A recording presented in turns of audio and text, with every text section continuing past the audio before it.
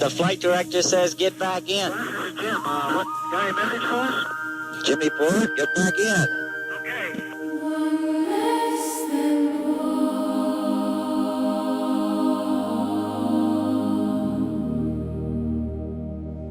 One less than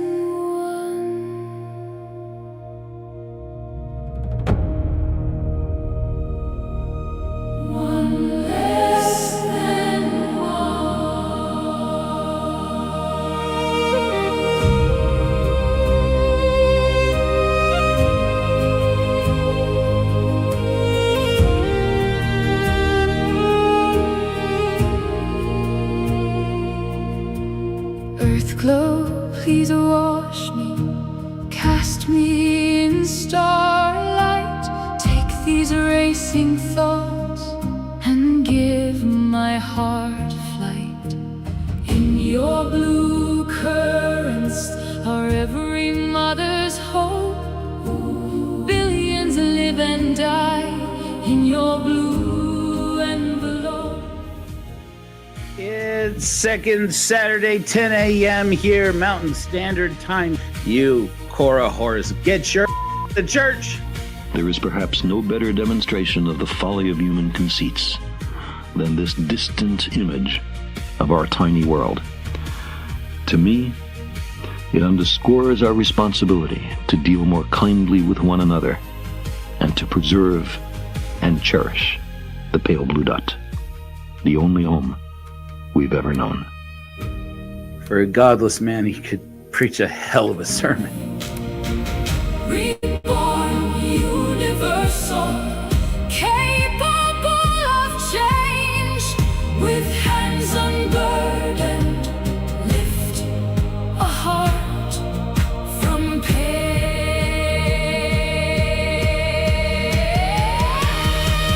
One less than one, one less than one less than the remainder.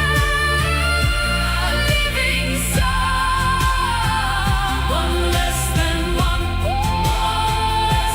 less than one less than set aside the self and wonder become.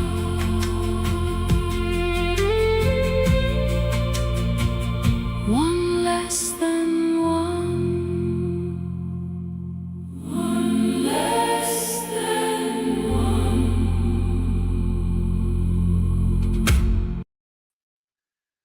My brothers from other mothers, my sisters from other misters, we have the one and only Shane Baldwin from Zion Media in the house. To some Latter-day Saints, he is the Davidic Servant, and he is a man of God, and he has an app that we're going to talk about. Now, some of you know, and we want to welcome all of our Zion Media friends. Saints, welcome. I know some of you feel some trepidation about having anything to do with the Church of Korihor at the moment. I'm here to prove to you that we are cool. These Korihors are cool, man. We're going to be the coolest atheists and agnostics that you know. And we like building bridges with Latter-day Saints. Now, you do know, if you've been watching carefully, that a couple of weeks ago, I had Laura Cook on the show, who is a somebody who's something of a critic of Shane's. And when I had her on live, I fired off an email to Zion Media saying, I'm covering you, fair warning, heads up, here it comes, coming right at you. If Shane or anybody at Zion Media wants a chance to respond, I'm offering you right now a chance to respond and go in the lion's den. That's not how I said it, but that's how I normally say it. And like you guys know, at Hellfire Agency, which is a mission for critical thinking at the Church of Korihor, they often say, I got mad respect for any Christian, including any Mormon. Yes, Mormons are Christians. You can say what you want, but that's the way I hold it. Who's willing to go into the lion's den with this guy? Unabashed, unafraid, and excited. Shane Baldwin reached out and said, me, let's do it. Let's go. Let's talk about it. So I say, look, if we're going to fire barbs at each other, let's sit down, man to man, face to face, and let's talk about it. Who knows? We might even have some fun. And we might learn something. I have some questions about the Oraqel app. Shane Baldwin very generously said that I could ask him anything. about how it works. So, Korihors, inquiring Korihors want to know. But Shane did do a response, totally fair, to my, shall we say, my skepticism about his work and about the app by by doing a live where he clipped some footage of me and Laura talking about the Oraqel app and making an ad for it. And far from insulted by it, I loved it. I mean, I thought it was really well done. I think David Douglas made it, or at least worked on it, and did a phenomenal job. Just to show how not upset I am by it, I'm going to show it to you in its entirety. Here it is again, the ad for the Oraqel app, which will set us up to bring in Shane Baldwin and start talking. Here it is.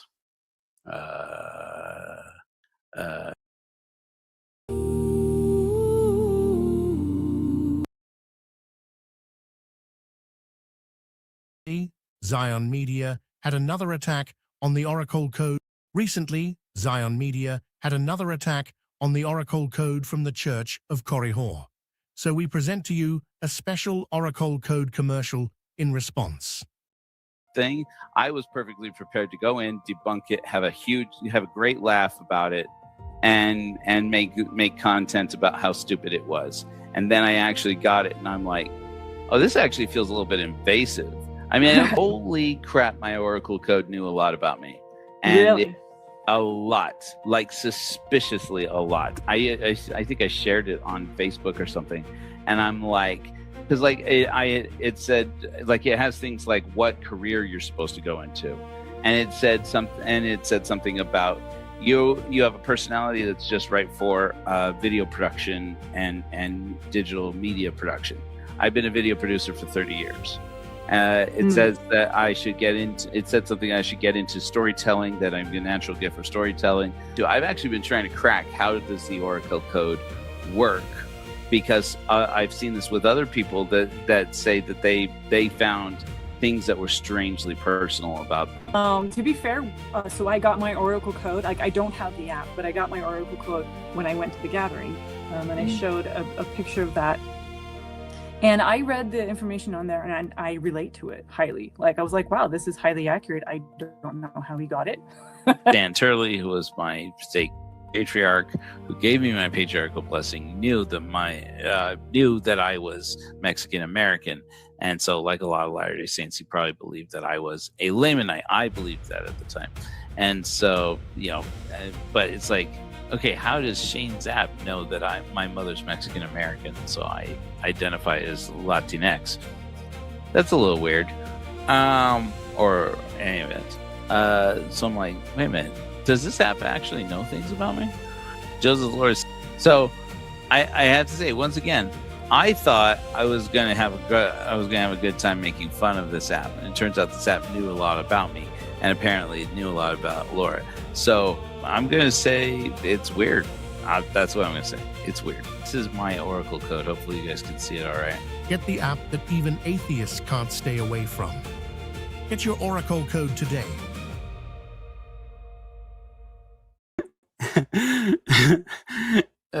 Awesome. So well played. Ladies and gentlemen, I got the man himself. Some say he is the Davidic Servant. Some people say he's a god on earth.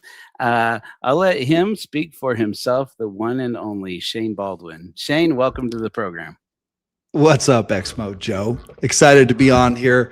Just so you know, I didn't know anything about you until you did the thing with Laura Cook. And I thought, you know what? I'd actually get along with this guy. So, and I got to say, when I was watching you out there with the homeless, I think you actually have a huge heart. And I don't care what you believe. I think you do believe in doing right by mankind. And to me, that's the most God-fearing thing a human can do.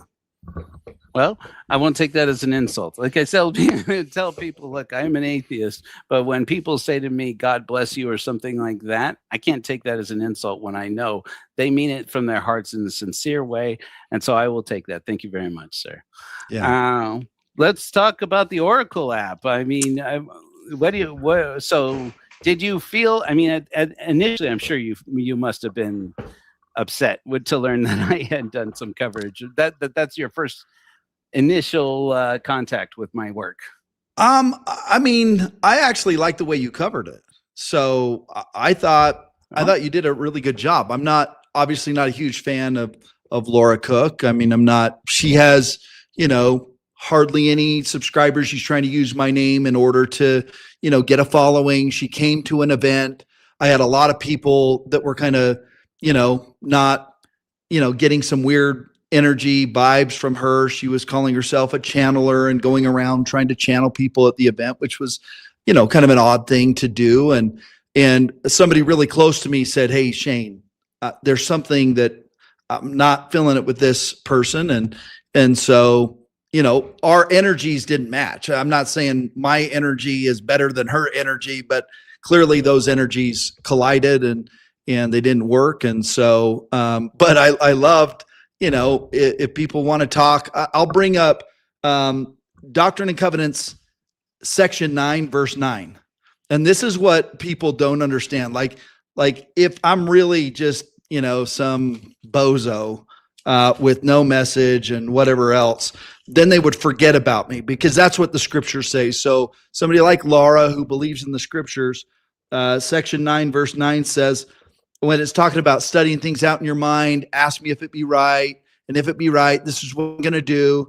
But in verse 9, it says, but if it be not right, you shall have no such feelings, but you shall have a stupor of thought that shall cause you to forget the thing which is wrong.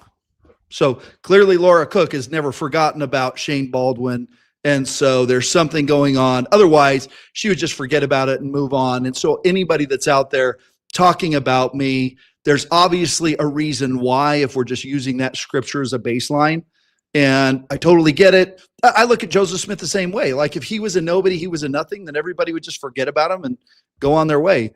But they continue to talk about him and bring him up. And so you have to ask yourself the question, why do they do that? So, Now go ahead. You bring up something really good, a really interesting corollary there, of course, which in Joseph Smith. So I've been following your content for like over a year now. To be blunt with you, I was really following for David Taylor, but then David Taylor wasn't really a part of the work anymore. And I kept following Zion Media because the people I met in your organization are so nice. HR especially was so impressed with her. Yeah. And then I talked to David Douglas, and I talked to, I've now had a chance to have conversations with Latter-day Chad, very impressed with him.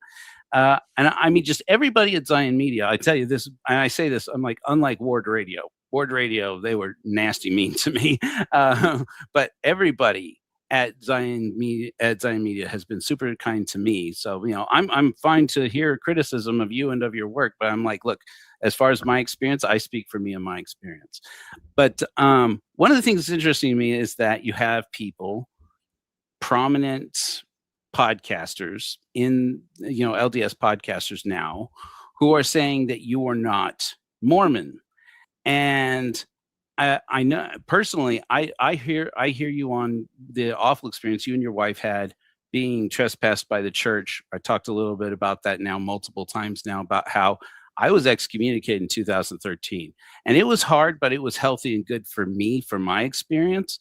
I can't imagine being trespassed by the church. I mean, I think it's cruel. I actually think that's crueler than excommunication, especially after listening to you about it. So you kind of opened my eyes on that. But I'm curious though. I'm like, you for somebody to say that you are not Mormon, especially somebody who feels still the need to not call themselves Mormon, because President It's Nelson an odd thing, right? said it was a victory for Satan. He says, well, don't call me a Mormon, but don't call Shane Baldwin a Mormon, because he's, and it's remarkable to me. It's like, or what they're doing with Mormon stories. Listen, we're not using the name Mormon, but we're going to sue you for using the name Mormon. It's like, well, what is it? Are we Mormons? Are we not Mormons?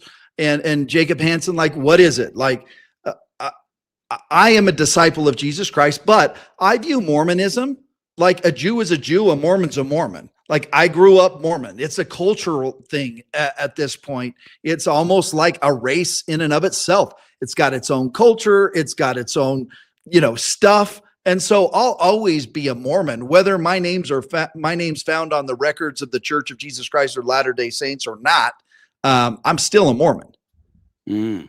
And it's interesting you said, because like people call the other branches of the Restoration Mormons, Community of Christ people are often referred to as Mormons, the Bickertonites are referred to as Mormons, even the FLDS are referred to as Mormons, fundamentalist Mormons, and it's like, it seems to me like if you believe that Joseph Smith was called of God, you're a Mormon, and to put that distance in there, I think is really a big mistake, because the other side of it that I've been saying for a while is that Zion Media to me represents what made Mormonism exciting.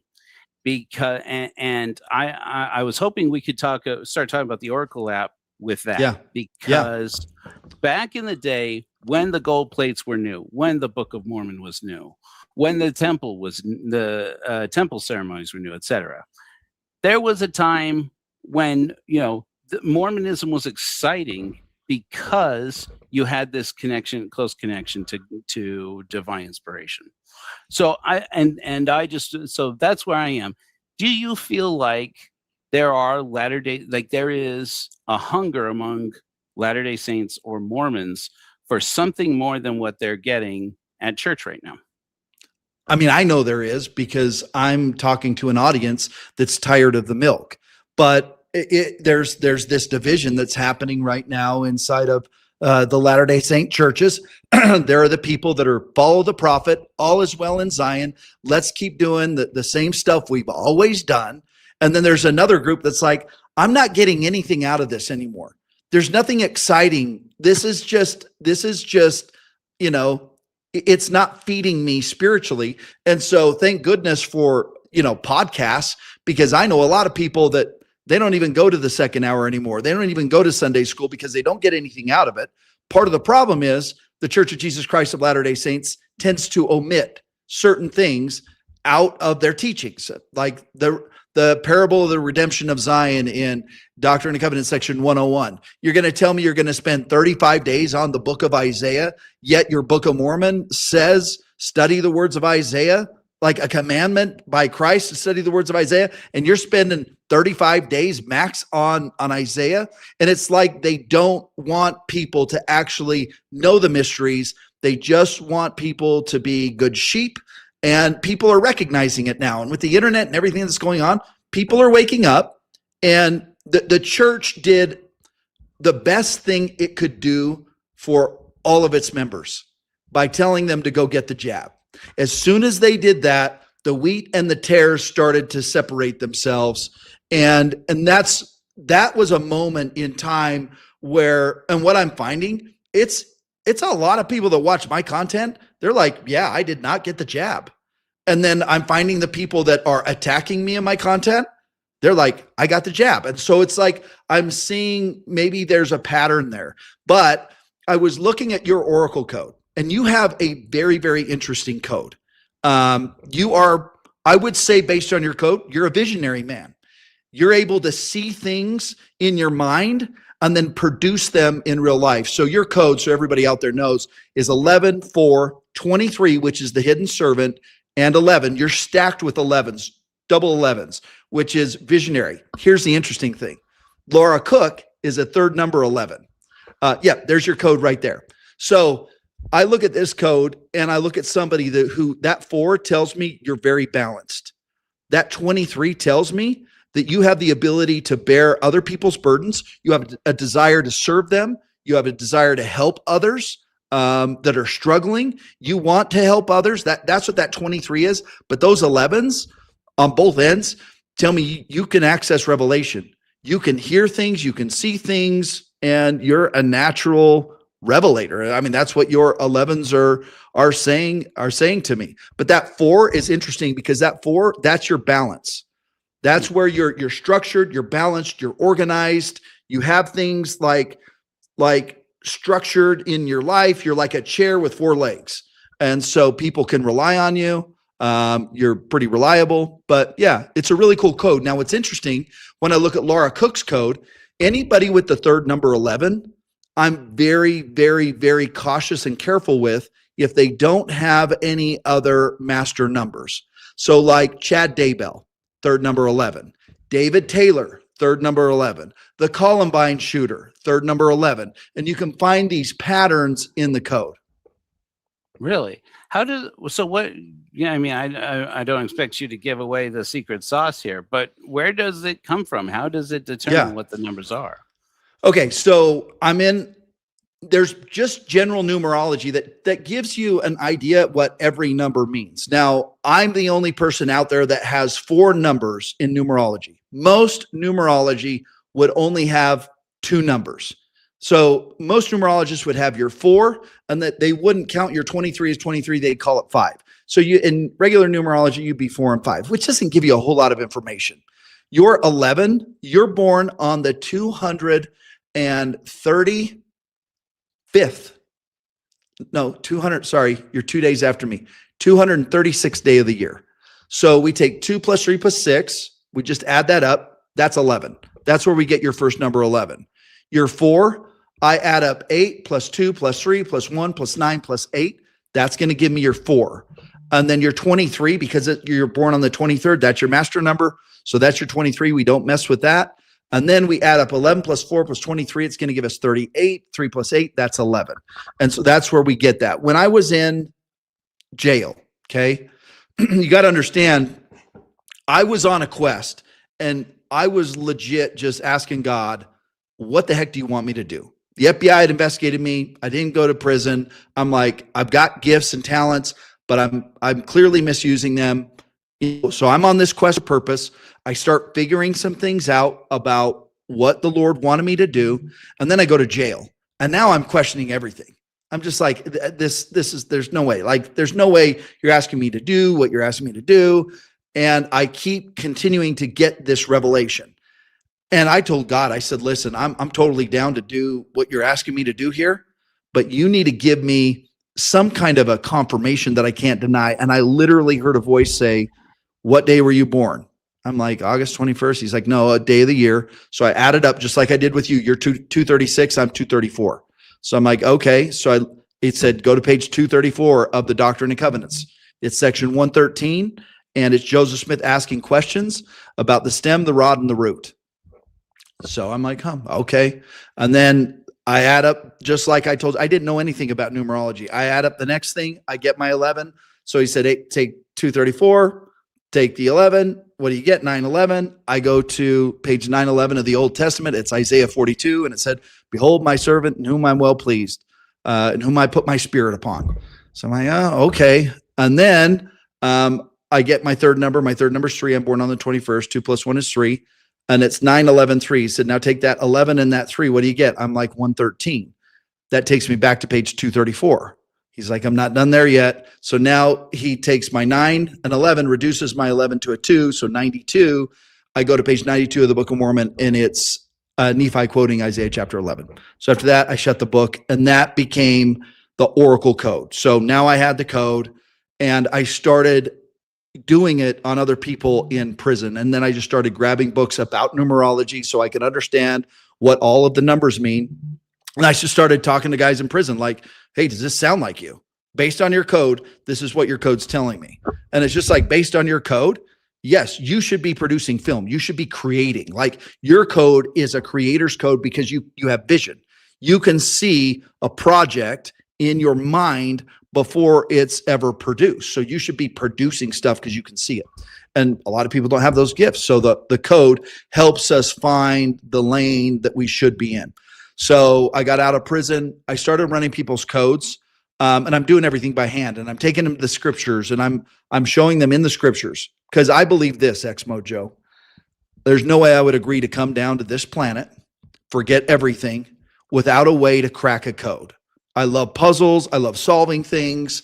And so for me, this helped me and helps me help other people remember who they are and what they're here to do here on the earth and what job they should be in. A lot of people, they don't like their job because they're not even doing what they're skilled at doing. But they're like, but I went to school for this. It doesn't matter. You go to school for something. If you're not wired to do that thing, you're never going to find joy. And so the Oraqel Code can help people figure out what they're actually good at and then go and do that. And you happen to find it just naturally because you're born in 1980, and those born in 1980, they're a marked generation. we are at that, if anything. But okay, so in other words, there's no artificial intelligence, no Google searching, no other kind No of Google searching, but let me tell you how we do use, I call it angelic intelligence. So I take all, like the code, not developed by AI. What the numbers mean, not developed by AI. None of that is. But it can take all that information and package it up and deliver it to a person, so I don't have to do it by hand. So that's how we're using AI in a way to take the information, package it up, and deliver it to somebody. So somebody asked me, I had two people email me today. One person used the Oraqel app, the blessing component, and they had an eating disorder for 30 years. They've been healed. It's been 3 months. The problem they had, it's gone. Another person had PTSD and depression, and this is the husband of the wife that used it. And he was very skeptical, but he saw what happened to his wife. So he uses it and he's healed. And people are like, oh, it's an AI blessing. It's not an AI blessing. But here's what I did. I give, like today, I gave 3 blessings today. People came in my office. I gave them blessing, hands on head, the whole thing. These are like 20 to 25 minute blessings that I give. These are not like short blessings. I am doing the best job I can to be a sanctified vessel, to say what I believe the Lord wants to tell these people when I'm giving them a blessing. And what I did is I've given thousands of blessings. And I took those thousands of blessings and I put it into the code. So they're my words that I'm using. So when somebody fills out, hey, I want a blessing, it's in my voice and it's using the language that I've used in all of the other blessings that I've used. So there's a person that was participating in the blessings with me. He flew in from Hawaii. This dude started watching Zion Media a month ago, felt compelled to come out here. He's out here for 3 days and he just wants to like hang out and see what I do all day. So that's what he's been doing. And he was participating in those blessings. And he said, those blessings sound just like the ones on the Oraqel app. And I'm like, it's because they are, because it's my same words. Now, people are putting in what they need to be healed for. And so it's formulating my words based on past blessings. And so people just don't understand what I'm doing. They think that if you go ask ChatGPT to give you a blessing of healing, it's not going to even be close to the same as the blessing that you're going to receive on the Oraqel app, because the Oraqel app has all the blessings that I've ever given in it. Yep. Does that make sense? Hold on real quick. Do you hear me okay? Yeah, I can hear you. You guys hear me there? Somebody say yes in the comments. I know you're okay. Yeah, great. I can hear you. Maybe not. Okay. I don't know if Tim's being sincere or not. Tim, he's a loyal follower of the show. He says, "What's 9-4-22-8 mean?" Okay, that's a good question. So his 9 right there tells me he's got a humanitarian heart. It also tells me that he should never drink alcohol. Like he could become an addict if he drinks alcohol. 4 tells me he's pretty just like you, structured, organized, get things done. Like you're somebody you can rely on to get something done. If I see a 4 there, 22 is really a 4 as well. So he's got the double 4 energy, but 22 is a master number. And it just tells me he's a master builder. I mean, this guy should be doing something where he's building, he's constructing, he's doing something like that. But his code also tells me I'd go look at page 944 of the Old Testament. I'd go look at page 94 of the Book of Mormon. You left yourself clues there. That 8, anytime I see an 8, you have access to make money.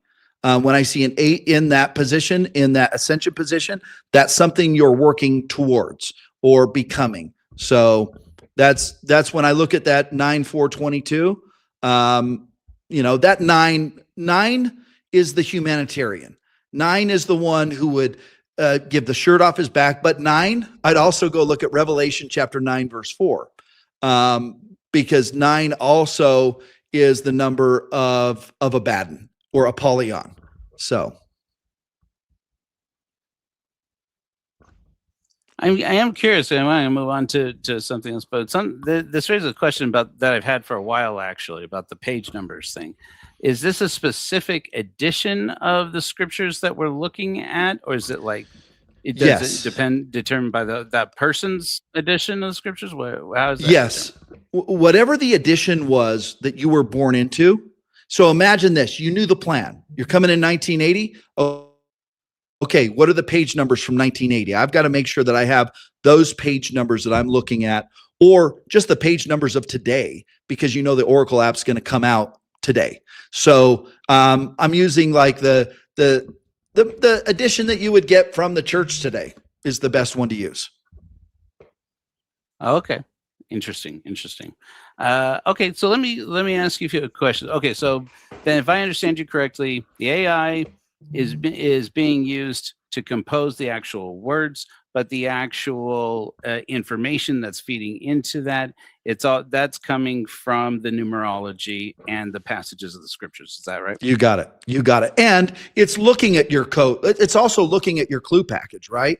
Like I look at your code and I'm like, okay, what's page 236 for Joe here? So I'm going, and what's interesting is you're right around page 234 as well. You're going to be like section 114. So the code is pulling on that information as well, because you left yourself clues there. So it's telling me things about you by using the scriptures. So like 236 is section 116, section 117. I'm not, and even into section 118. And I'm not sure exactly what's in there. I'd have to read it and look at it, but there's clues. Like literally, if you believe it, then you left yourself clues in these scriptures. And so I use the scriptures almost like a map to figure out who's who, what your role is, what your job is here on the earth. Because I believe there's no way I would agree to this program, knowing myself, if you didn't tell me there was a way to crack this code. We came to this earth, we forgot our name, we forgot who we are, we don't even know what's going on around here, and we're having everybody else trying to tell us what's going on around here. But I believe that in God's wisdom, he gave us a way to figure it out. And the Oraqel Code's just part of that. Now, you're interesting because I know so much about you in 1980. So you are definitely tied to the Holy Ghost. Your movie is called Ghost. So the reason you and I kind of have a similar look and look like we could potentially be brothers, you'd be the better looking brother, no question. We'd be almost twin brothers, like yeah. an Esau and what was it, Esau and Isaac thing? Esau and Jacob. 2 days off. 2 days off. Yeah. So there's clues in movies. So I go 10 years in advance and I look at the top 10 movies, and you can do this. By the way, I'm going to make sure you have a lifetime membership when we get done with this, and I'm going to stack you with a bunch of oil because of the commercial that you provided for me. So thank you for providing the commercial. We've signed up a lot of people from that commercial, but I want to just make sure that you go in and have an authentic experience with it. Find out for yourself, like, what is this? I have people thinking that we're somehow connected to the NSA, or we don't Google anything. Like, it literally is only using your name and your birth date. That's it. And that's all I need to know who somebody is. That's interesting, because it's a good, that is a question. I appreciate that. And again, Shane, thank you. Because if I click over here from my spiritual Oraqel code over to the temporal Oraqel code, I have different numbers. And that's the one that I clicked over on, just, poking around, and went, whoa, wait a minute. This thing knows things about me. So on the temporal side, and a lot of people aren't doing that, and they should. The temporal side is how you should navigate, Earth. So let's assume that you are an atheist. Then the spiritual code isn't going to be as important for you as the temporal code, because the temporal code is going to be primarily about, like, what are you going to be good at here on Earth? Like, what is your temporal gifts? Okay. So, like, if I'm coming over here, well, first of all, tell me how do these numbers, because they're different numbers. They're different numbers. So you can to play? Yeah. So now you can search different numbers. Now you can go to, like, section 45 is going to be important for you. Now that we got that 5. Now that 5 is interesting, and that 23 is interesting, because that 5, that's your creative juice. When you get an 11 and a 5, like in the order that you have it, 11 first, 5 in the third position, creativity just flows through you. Like seriously, you are super, super creative. That 5 is about adventure. You like things moving. You don't like things that are stagnant. You want variety. You want to keep things lively and moving. Also, that 5 in that position, you're actually pretty funny. Like you could have chosen and said, hey, I'd like to do stand-up comedy. That tells me you have a gift of being able to think quickly on the spot, speak quickly, and you're pretty funny. I mean, true or not about the Oraqel Code, you won me over right there. That was the one right there. That was the clincher. It's a good one though, because it's interesting, like some of these, up here, this is, some of that you were just referring to does seem to be reflected in this, these sections here. And I thought, that's interesting. Cool. And then I get down to stuff like the peacemaker, which is a line from my actual patriarchal blessing. I won't kid you. Like I'm a skeptic, right? But that was a moment that I went, okay, wait a minute, Shane. What do you know about me, dude? Where you been? Does this guy tap into like the church database or something? Does this guy know about? What does this guy know about me? But but dude, you got the 2. You got the 11s or 2s. So if you have 11, even your call it your temporal Oraqel code, that 11 that you got up there can also be a 2. That first number that you have can be a 2. That 2 is that peacemaker number. That's why you have a huge heart. And that's why you want to go out and you want to serve. You want to help the homeless. And it's for you, it's not about God. It's about doing the right thing for your fellow man. And that's the peacemaker. And that's who you are, man. You're a peacemaker. You don't like confrontation. You're not trying to find confrontation. You want to help. You want to lift. You want to serve other people. Well, I mean, it's certainly at least partially true. I am an atheist though, because so I definitely have. I've had my moment to be that snarky atheist who got in everybody's face, and I did do one today where some guy got in my face and said, how is it that people believe in aliens and not God? And I said, well, there's more evidence for aliens, and he said, how can you say that? I'm like, well, there are exoplanets, anyways. It's true.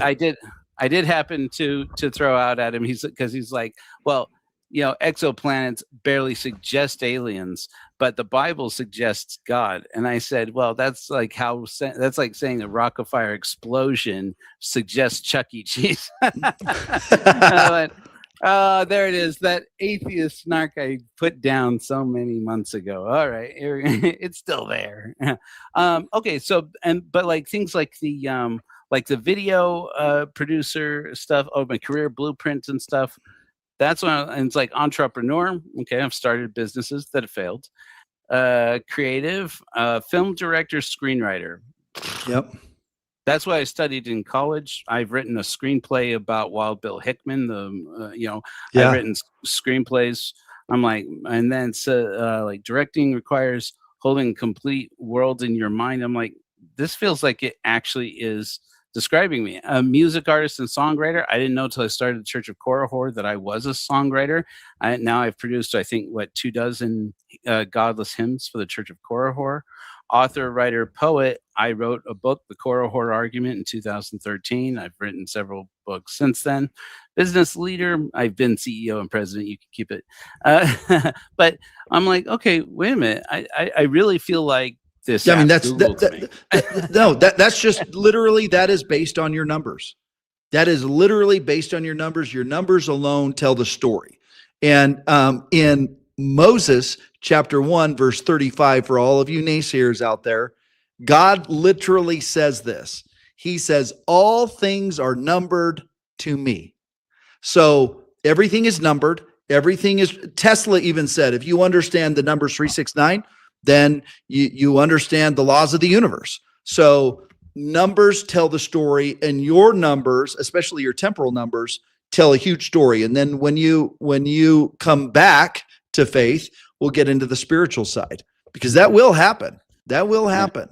If you're gonna hold your breath for that, don't start now. But yeah, we can still work together. The Church Yes, of we Korihor, can. We can. work with people who are of similar mind. Okay, so here's another one. This is a relatively new feature that I found interesting, and that is under the altar section of the app. But I think it just came out in recent Yep. Hearts of days. the Fathers. Hearts of the Have Fathers. you tried it? I have. What was your experience? Do you want to hear about it? Tell me. It was interesting. I'll say that. But I mean, we. Who did you contact? Well, let me ask you. Who would you think I did? Hopefully, it's not showing here. Let's see.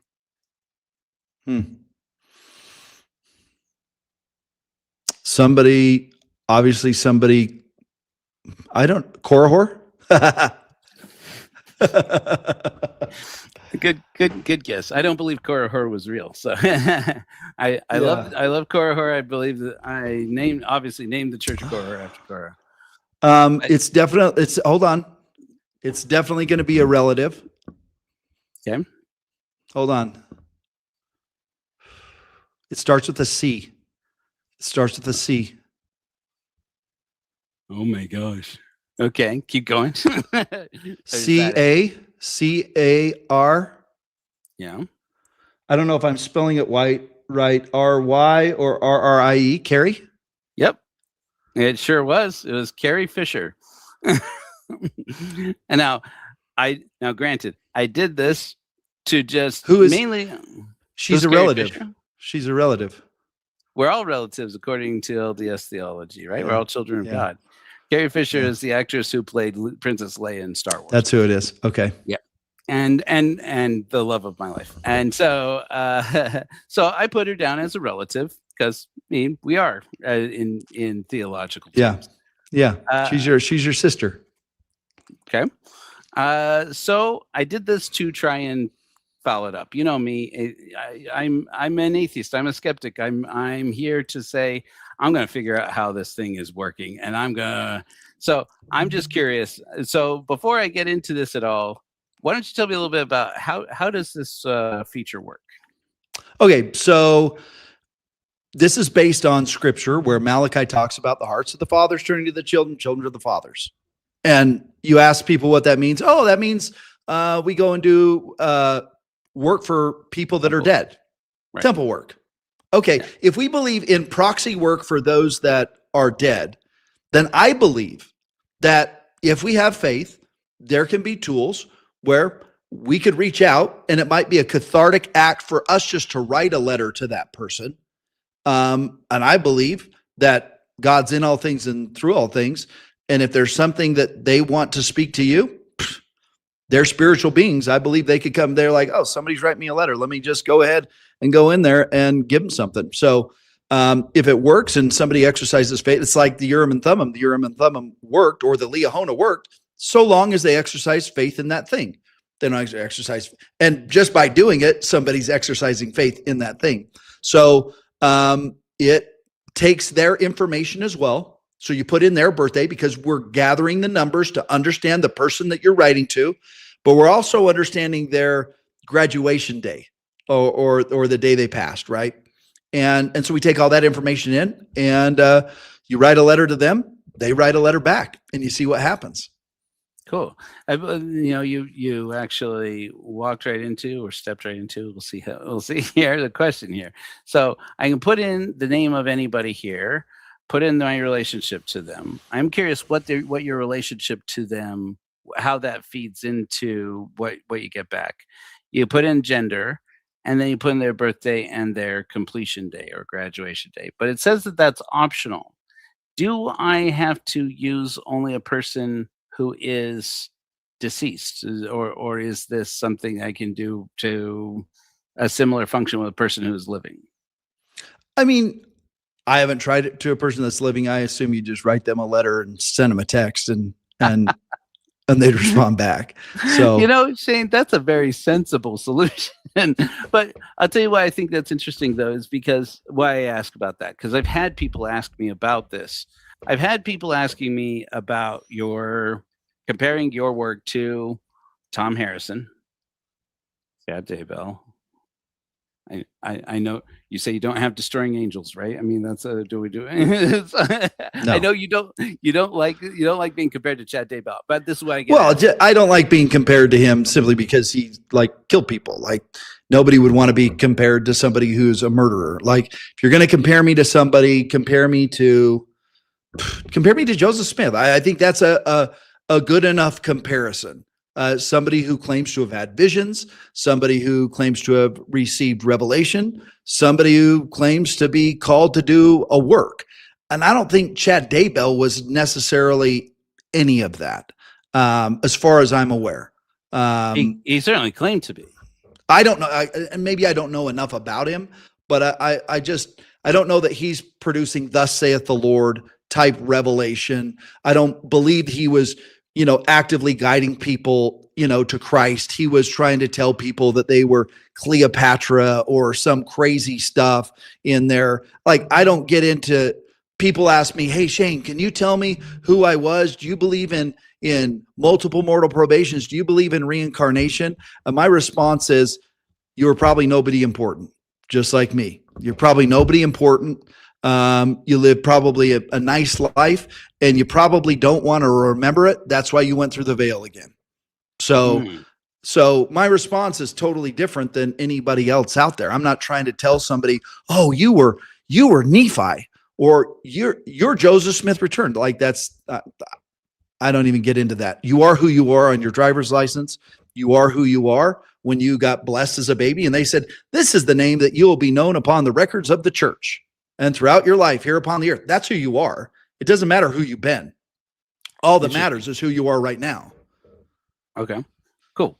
So, and I'm just going to put this one to bed because I think you pretty much answered it. But this is the one thing that we see with like Tom Harrison particularly, and that I learned just only because I got into Tim Ballard. I'm okay.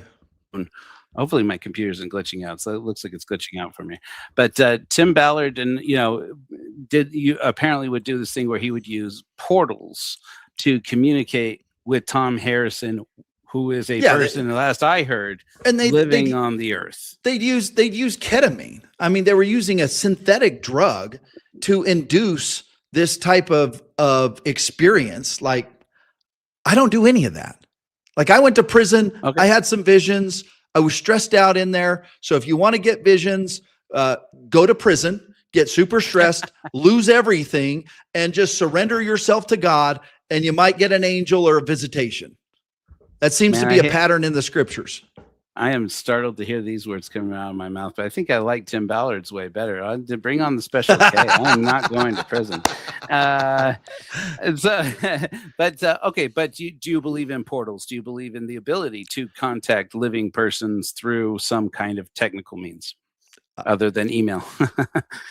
No, I mean, I believe the phone is a portal. Like, I can FaceTime somebody. I do believe that there is this ability to be able to telepathically communicate. Like, I do this with my wife. I'll be thinking, geez, I wonder what's for dinner tonight. And then she's like, hey, I made some macaroni and cheese tonight for dinner. I believe there's something that's happening there, where we are using a form of that kind of communication. As we sync up with another person, they're able to know what we're thinking. We know what they're thinking. But I'm not trying to do anything of these. I don't talk about portals. I'm sure they're a thing. I'm not a huge, Visions of Glory guy. I have read the book. I think it's an interesting book. I read it in 2015.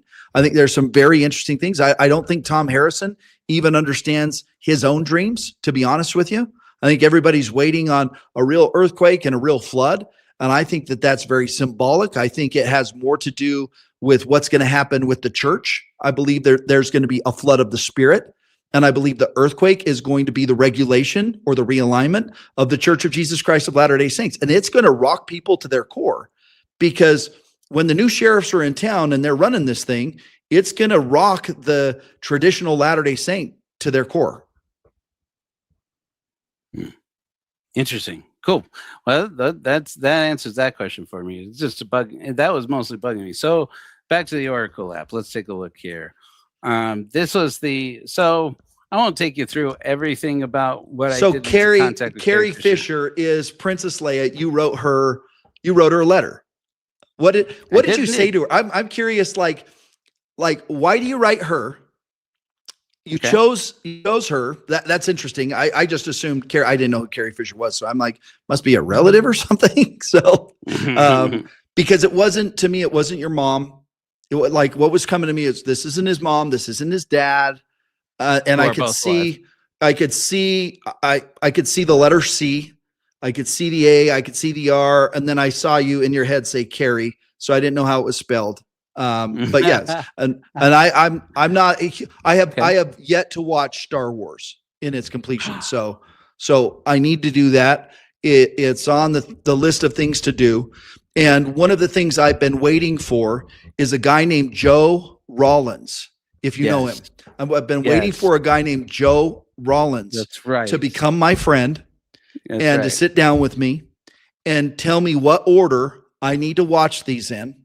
And then have him interpret back to me what it means and what the clues are and what I should be looking for in this movie called Star Wars. So I've just been waiting for that. So I guess I'm getting closer.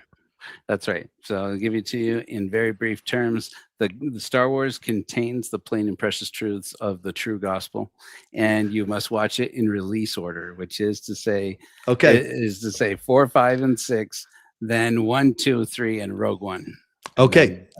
So tonight after this, I'm going to watch 4 because now I've met my friend Joe Rawlins. But yeah, I don't know much about Star Wars. I've also never watched what's that? Lord of the Rings. I've also never watched that either. Oh man, you have an education ahead of you, sir. Okay, I'm excited. Definitely. Tolkien's I'm excited. good, but Lucas is the truth. To answer your question in brief, I had put some clues in here, some context clues that if either Carrie Fisher would know or that Google would know, or and then kind of like position them to see if I could trip it up and see if it could get what we're getting at here. But just before I talk about that, you do assure me this app and this feature does not Google anyone. Is that right? We haven't connected it to Google, no. Or any search engine at all? Nope. Okay. So I had put in, hello, princess, long time no talk. Obviously, I am curious how things are there. Is your mom there with you? You know, her mom, well, maybe you don't know. Her mom is Debbie Reynolds. I remember. Didn't they die around the same before time? Yeah, I do remember reading that. She did. Yep. And I said, probably not your dad, right? Haha. Her dad was Eddie Fisher, who was a jerk. She would always tell everybody that. Yeah, she liked to tell people that her parents were very close with Elizabeth Taylor, and that her father was a very caring and giving man who once, after Elizabeth Taylor's divorce, consoled her with his penis. So she was not a fan of her father, who was a jerk. Uh-oh.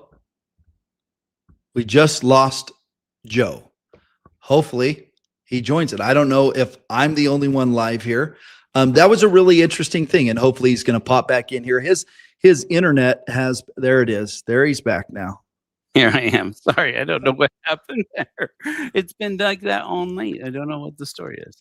Well, okay, so let me go ahead and bring up our Just so you know, Joe, I went on Ward Radio. This is a true story.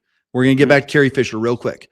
I went on Ward Radio for the first time, and you can ask anybody that's around me. Technology just wigs out around me. It just always does. And I went on Ward Radio for the first time. We recorded 4 or 5 hours of stuff, and I was dropping bombs.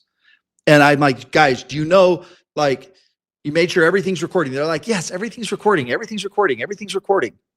I fly back home. 2 days later, they call me. They're like, there's no footage.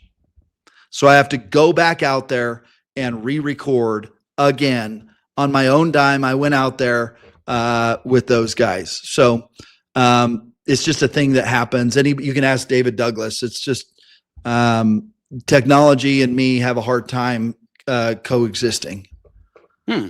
Well, I mean, as far as I can tell, it's mostly me that's the problem. So out here in Appalachia, sometimes our internet starts to fluctuate. Okay, Generally good. it's fast, but so thank you for saying that. And I was watching well, at least I was watching the episode that came out when you were promoting the Mormon Wolf of Wall Street. You were talking about your book, and so I remember that was my first introduction to you. And Oh, wow. Okay, so you've known about me for 2.5 years.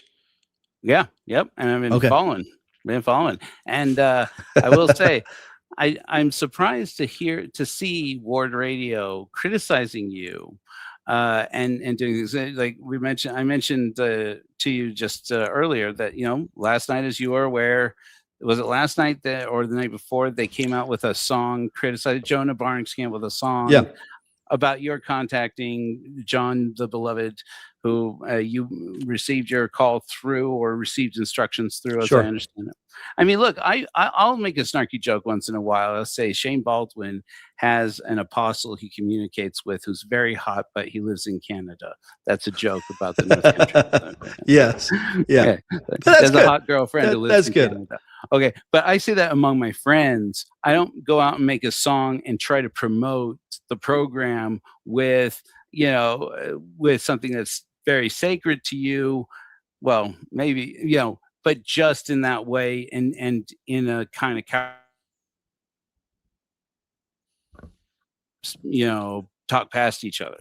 And so it's like for me, I looked at them like, wait a minute, these guys on the same night, they then had a show that aired where they featured a guy who claims that he met one of the 3 Nephites on his mission in 1979. And I'm like, okay, but Shane Baldwin is weird.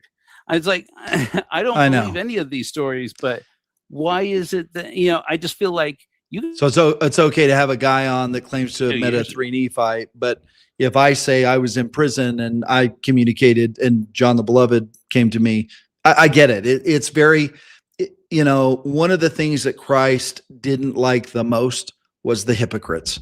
And I think that is those guys at Ward Radio they're traditional hypocrites, and they're doing what has been shall be again.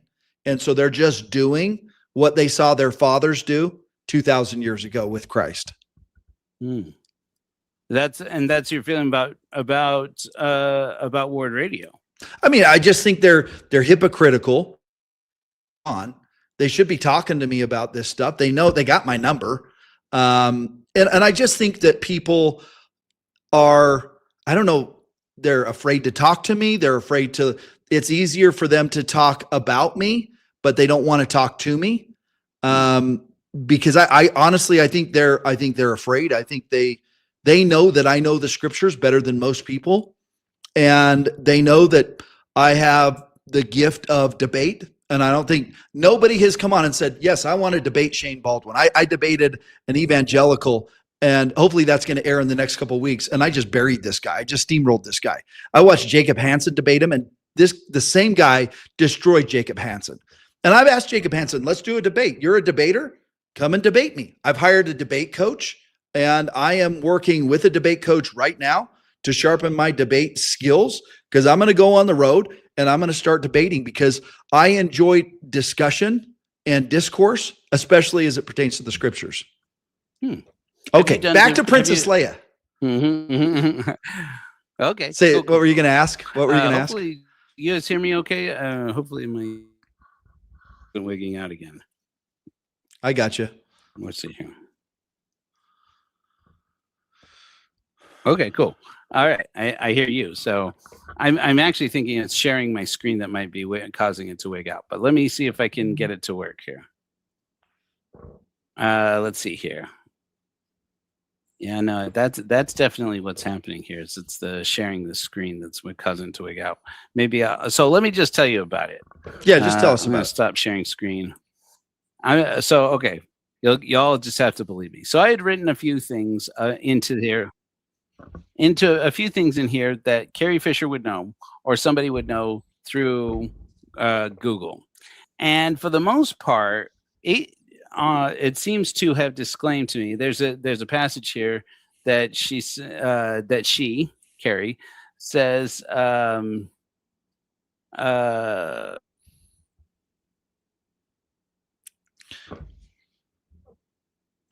we're losing my friend ExmoJoe. Having some technical difficulties here. carry the show a little bit. I'm really interested to see what Carrie Fisher said. I thought it was really interesting. I mean, I could just see, oh, here he is. He's coming on he's just going to come in a different way. Let's see here. Let me see if I got to kick out my other ExmoJoes now. There's two of you out there. Feel about myself, you guys. Let's see here. How do I kick this guy out? I don't think I can. That's me. I can't kick me out. That's weird. What'd you do to me? What'd your app do to my computer, Shane Baldwin? I don't know. It's the NSA, dude. It's the NSA. They're watching you. Okay, that's 3 times you said NSA. This live is over. Just kidding. But anyways, but I had asked it about I hear you. Do you hear me? Yeah, I can hear you now. You're in the side screen though. I don't see you on the main screen. We got the go out and just come all the way. I wonder if you can go out and come back in. Yeah, let me go out and come back in because this is weird. Okay. All right. So to bring everybody up to speed here, we're having a little technical difficulties for my friend Joe Rawlins. We've been talking about the Oraqel app. Just so you know, he's a professed atheist. Now, I see a heart of gold. When I see Joe Rawlins, I see a heart of gold. I see somebody who cares for another and who actually is Christ-like. So stay tuned for ExmoJoe. He's still got a lot to do and a lot of work to do here on the earth. Okay, hopefully he comes back on here. But he used the Oraqel app to write a letter to and maybe I can do this. Let's see if I can pull some stuff up here. He used the app to write a letter. Let's see. Oh, I can't control it. Anyways, he used the app to write a letter. Here he comes to Carrie Fisher, and he's going to tell us about it if we can get through this. But I don't know that the spiritual realm does not want him to share whatever he's going to share. So it must be pretty good. Let me try. Do you guys see me now? Hear me now? I can hear you. I can see in the side screen. Okay. Everybody see me out in the world. I might have to kick David. Hold on. Oh no, let's not kick David because he's broadcasting. Let's Yep, I can see it. You're good. You hear me You're all good right now, right? Yep. Okay. Good. So anyways, I had to put in a few tricks in there to try and trip it up. And it honestly did. Right when he goes to say that, he goes out. What is going on with this live stream? Unbelievable. You get Laura Cook on there and it'll work perfectly. But we want to talk about some of the, I'm telling you, you guys should go and do Hearts of the Fathers. Clearly there's something going on there because we just lost ExmoJoe again. I'm so sorry, guys, that this is happening. I'm so grateful that somebody's willing to come on and engage with me like he is. I wish there would be others, Word Radio, Thoughtful Saints, Jonah Barnes, like, come and have a discussion with me. We should have a discussion and you can air out whatever you think about me. I'm happy to answer any question that you have. And hopefully we get ExmoJoe back on here. For those of you who are out there that are watching on the Zion Media channel, there are 8 people waiting right now to donate a lifetime. So if you can, and you're watching this stream, please go and donate a lifetime. There's 8 people out there that need this. This is how we fund our operation. We gave 3 blessings today, and they were awesome. And by you donating and people becoming lifetime members and using the Oraqel app, that's how I am funding the ministry and giving all the blessings that we're giving. Hopefully ExmoJoe pops back in here. Let's see. I'm getting some Got it. Hopefully we can get your internet solid. Is everything okay? Yeah, the stream's going really well. He's just going to restart his computer. So, David, I don't know if you have access and if you can pop some things up. We do have a new feature. I wish I could show you. If you go to your Oraqel Code and you go and look right under your frequency journey, we got the Hebrew Witness, and you can go check that out. Now, this is crystal clear. You are crystal clear, Joe Rawlins. You're crystal clear right now. All right. That's what you say. But you Korohored me once. I don't know what you did to me, Shane Baldwin. You gave me a Korihor right and true. Okay. You got to the most important point. You were like, and I wrote to Carrie Fisher and it told me that it couldn't tell me any kind of postcard from beyond the grave. It's like, Joe, that's not how this works. So I was like, okay, fair enough. All right. So it doesn't claim that it actually does speak to, at least it didn't to me claim to speak. That's true. For Carrie Fisher. And so I'm like, okay, so it's supposed to be a way of taking something about the numerology of this person and using that and placing it into the AI just to construct the voice. And then does it, at least then from what I understand, it does search for context of content that person has written in before or that's right. Before. Okay. That's right. It can do that if that is available. If you're writing a family member and there's nothing really out there about it doesn't search Google or anything, but it depends on the contents of your message to them is how it will respond back. And the main thing is there's a bunch of studies done that by writing a letter to somebody who has passed, it helps resolve trauma. So that's one of the benefits of using that feature. Oh, he's gone again. He is gone. He is frozen. I believe it's in. There you are. Are you back? Is Korihors having a hard time speaking today? I mean, I don't hear you or see you anymore. I don't know if you see or hear me anymore. It's doing it again. You're frozen. You're which frozen. Is weird because my internet is strong right now. As is Maz's mine. Man, saying some forces at work here trying to keep you or me from getting to the end of this. Maybe we have to stop talking about Carrie. Maybe okay, she's I can hear you. I can hear you now. Can you hear me? No, he can't even hear me. Well, can you hear me? I see. Oh, wait, I hear you now. Okay, I'm back. Something changed. I hear you. Okay, you're frozen to me, but I hear you. Okay, are we back? Well, we're talking through the veil. Well, we just keep trying, I guess. Joe, but what is the wanted? Thing that's interesting is I had asked it about. Yeah. I'm knocking on the veil. See, I knew we could get along if we can be snarky about the veil. yes, we can. Yeah, I had a district leader on my mission who used to say that when he would answer the doorbell. It's like, what is wanted? But the thing that's interesting is that I had asked it some questions, which I had asked, is it true about you and George? But I didn't say George Lucas. I just said George.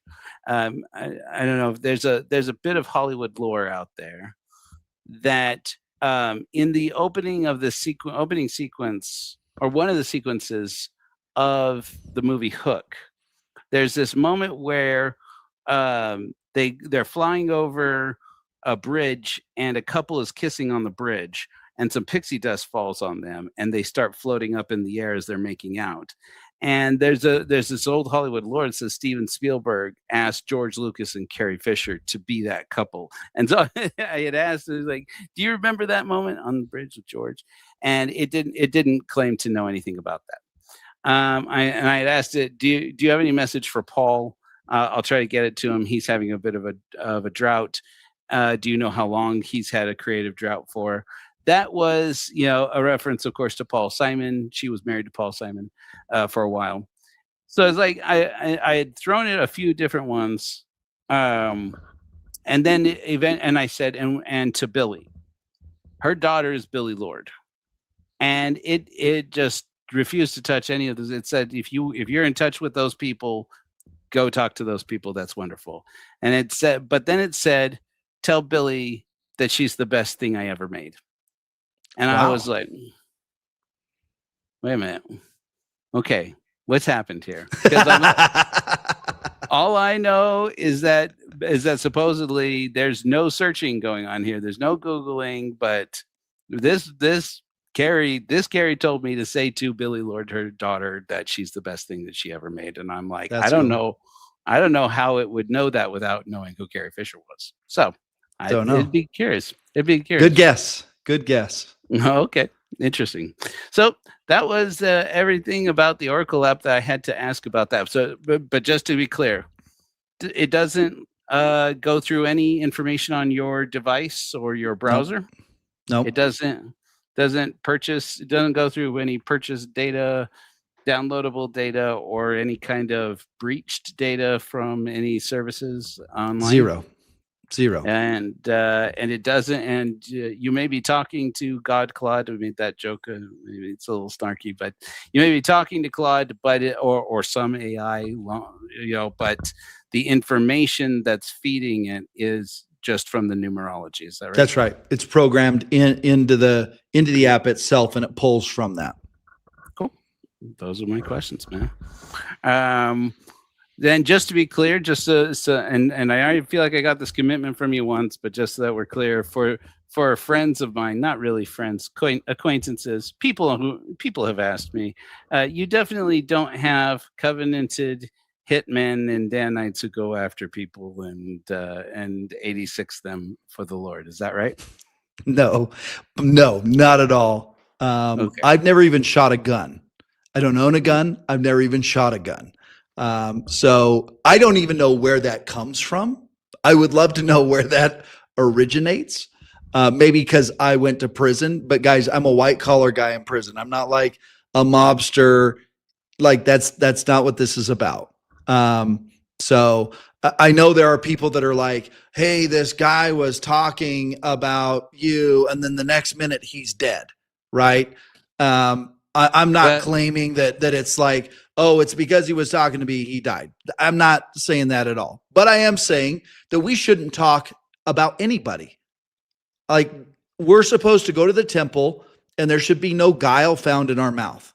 So if you're a temple going person and you're a covenant making person and you want to follow the prophet said to be peacemakers and not like talk negatively about people online. You can comment about them, but making fun of them, mocking them, like I've never done that on my channel. You know, I may comment, my wife got mad at me because I may comment about how somebody looks. I won't do that anymore. I had to repent for that.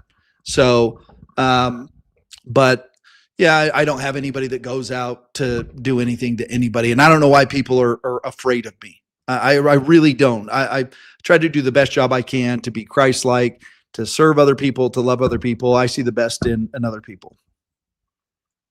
And cool. Let's see, what else was I thinking of? I think that was pretty much it. So but I was going to play a hymn that we have at the Church of Korihor for building peacemaking with and building bridges with our Latter-day Saint origins. Most of us are ex-Mormons at this point. But is there anything else you wanted to say? And feel free, Shane, you can confront me if did I treat you poorly? Did I, in my coverage of you? And is there anything you wish that I had said differently, or anything you'd like to correct the record on? Joe, I just want to tell you, I love you. I'm grateful for you. I know you're doing a great work, and I know that the Lord is going to do a great work with you. Whether you understand that now or even believe that now, in the future, you and I are going to meet in person, and you're going to say, I cannot believe all of this. And it's been awesome to get to talk to you. I know your heart. I know your heart is a heart of gold. I know you just want to help other people. And I just appreciate you being willing to have a conversation with me, because there's so many others online that they're not even willing to talk to me. They're not willing to confront me on things, ask me if this is true, if that's true. I do want to clarify one thing. This right here. Yeah, Oh, Laura Cook good. talked about this, okay? There have been claims that this oil has drugs in it that creates a baptism of fire. Now, I want you to understand something with this oil. When it gets on somebody, and I'm squirting it right here, okay? When it gets on, if it created a baptism of fire on somebody else's head, you should be using your brain, because it goes on somebody else's hands, right? When they put the oil on the head, then it would go on their hands. And so it would cause the person to also, that's giving the blessing, to have some reactionary experience. And so it's these weird ideas that I don't know, other than evil spirits that are possessing these people, giving these people these crazy thoughts and these crazy ideas, like Laura Cook, who personally I believe is suffering from possession by a dark entity that she is using, and she knows exactly what she's doing, and she wants to use that. And that only makes sense that is what is feeding her that information, because you're just not using very good logic there to say you're going to put it on somebody's head and you're going to put your hands on them. And if it's going on your hands and it's going on the person's head, and there's something, there's some kind of drug that does something to a person. But I have seen people, when I give them blessings, I have seen people react where a demon comes out of them. I mean, I can send it to you. Or I have heard people just, while we're giving them a blessing, because stuff's coming out of it. I've never seen this before in my life, giving blessings, but in the past year, I've given thousands of blessings. I've seen some of the most interesting things given a blessing.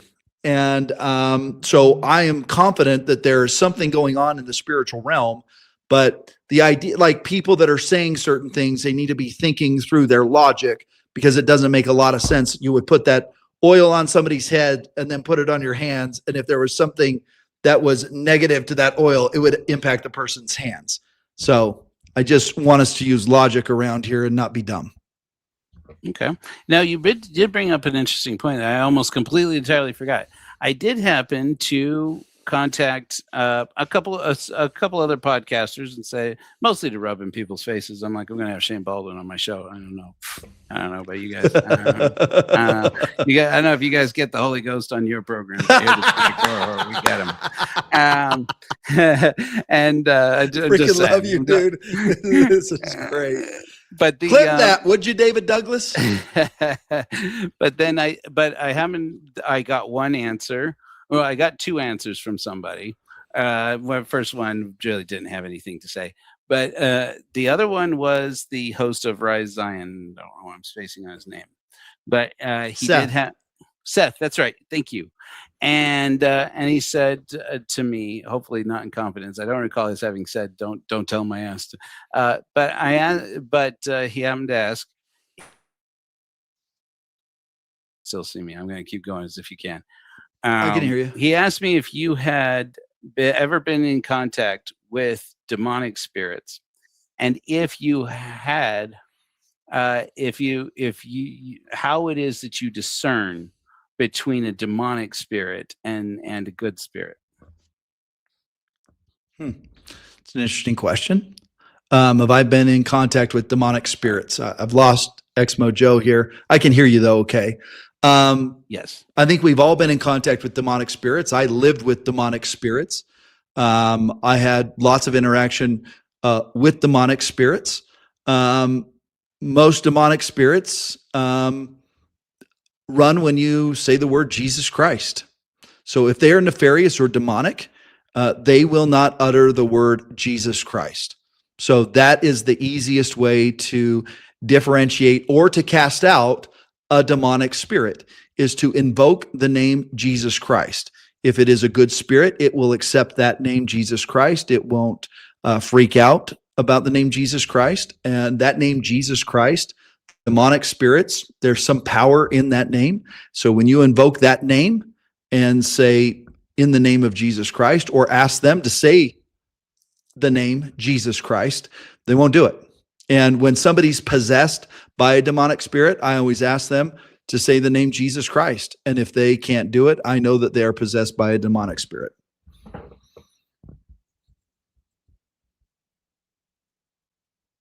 I don't know if you heard any of that. I hope all of you out there heard that. But I answered that question, Joe, and I hope you heard that. Okay. I think I heard a part of it. And he's gone. What a live stream. Stay tuned. We're going to wrap up here. David's going to set up a stream on our channel. I'm going to finish this discussion over on our channel. So sorry for the technical difficulties. But yeah, invoking the name Jesus Christ is how you tell the difference. And if a person is possessed by a demonic spirit, you ask them to say the name Jesus Christ. That, guys. I don't know what's going on. Yep. Okay. Well, ExmoJoe. Cool. All right. I don't know if you guys can still see me anymore, but we'd like to thank Shane Baldwin for being on the program. And this has been a real honor. And thank you very much for being on. Do we have a closing hymn? I want to hear it.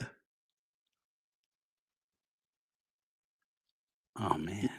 You there? Do we have a closing hymn?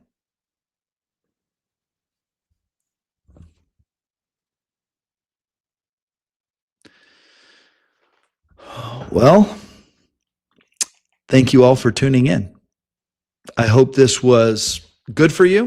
I think oh, there it is. Here's the closing hymn.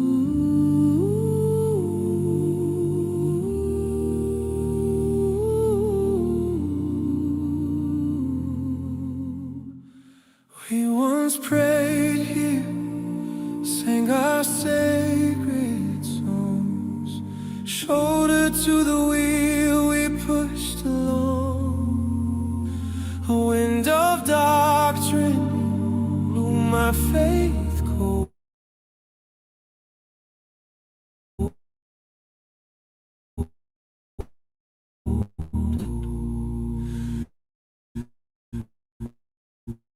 Brethren, I'm here, I have not prayed. It's not our love that I gave away. Broken brethren, can't we partake just for now, as our hearts break? Communion that once was ours, set aside these pews just for an hour. The Zion we lost wasn't beyond the grave. Broken brethren, it's love that saves.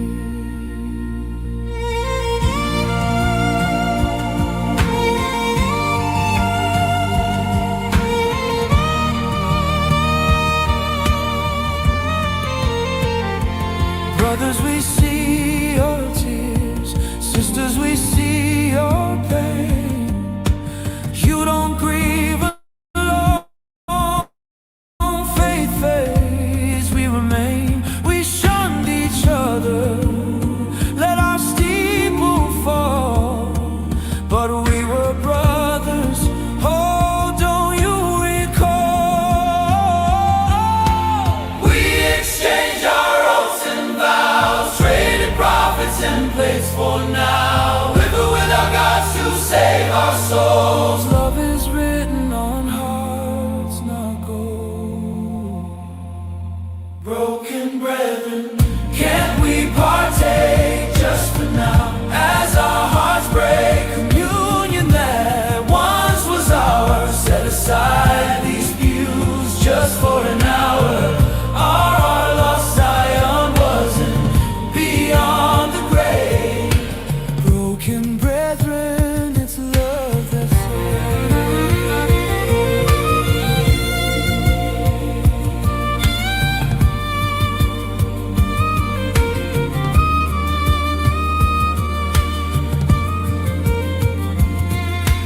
Brethren, I'm here, I have not strayed.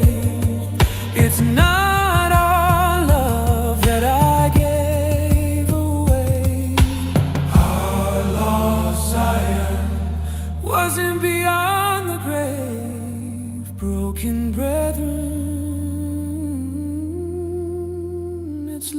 that same.